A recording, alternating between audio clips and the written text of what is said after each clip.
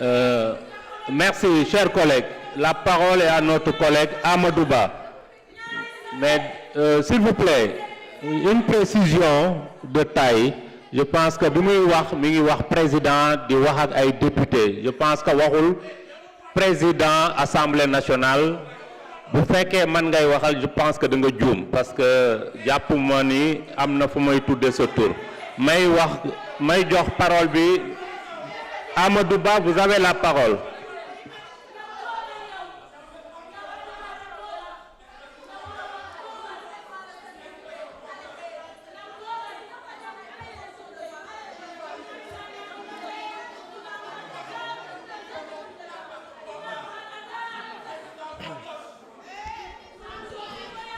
Merci beaucoup, Président.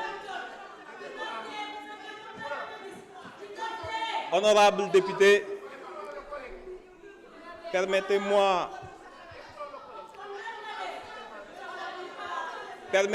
Président, et je vous en saurai gré, de remercier cette auguste Assemblée pour l'accueil chaleureux, convivial et républicain qu'ils m'ont réservé lors de mon installation.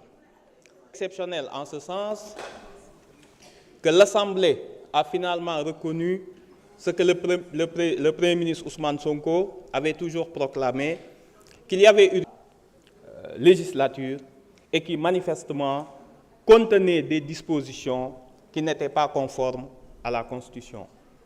Sous réserve de cette reconnaissance et de l'esprit d'entente cordiale qui devrait présider aujourd'hui à la réflexion et à l'adoption des modifications nécessaires, il est bon quand même de rappeler que peut-être aurions-nous dû avoir plus de temps pour remettre à plat le règlement intérieur, au lieu de ces quelques modifications, somme toute importantes, mais qui ne permettent pas de refléter une Assemblée nationale à la hauteur de sa mission constitutionnelle et à sa mission de contrôle du pouvoir exécutif et d'évaluation des politiques publiques. Bien entendu, il y a des pans importants de ce règlement qui n'ont pas été abordés.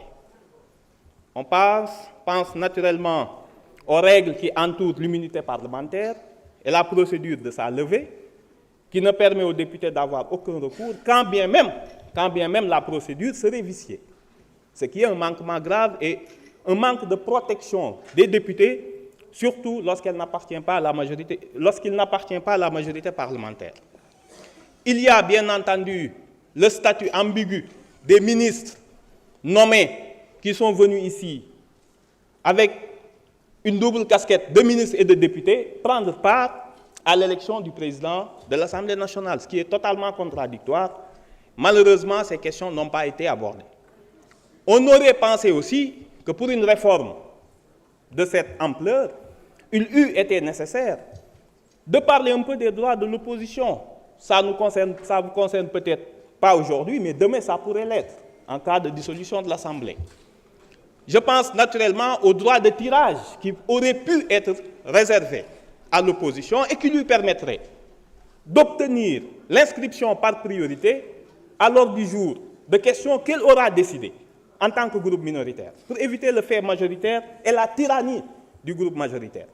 On aurait espéré qu'au moins par session, qu'on permette au groupe minoritaire de pouvoir initier une commission d'enquête parlementaire, comme vient de le dire l'honorable député Guy Marius Sagna, et qu'on lui donne les conditions et les moyens de prospérer. Il faut une assemblée rénovée, renouvelée et modernisée, qui a été bâtie, celui-là, comme par ailleurs les dispositions de la Constitution, sur un modèle qui est d'un exécutif fort et d'une assemblée nationale à la traîne et à la remorque du pouvoir exécutif.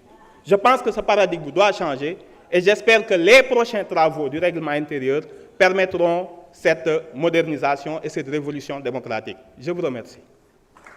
Merci, chers collègues. La parole est à notre collègue Ali Mané, suivi de Koura Ndiaye.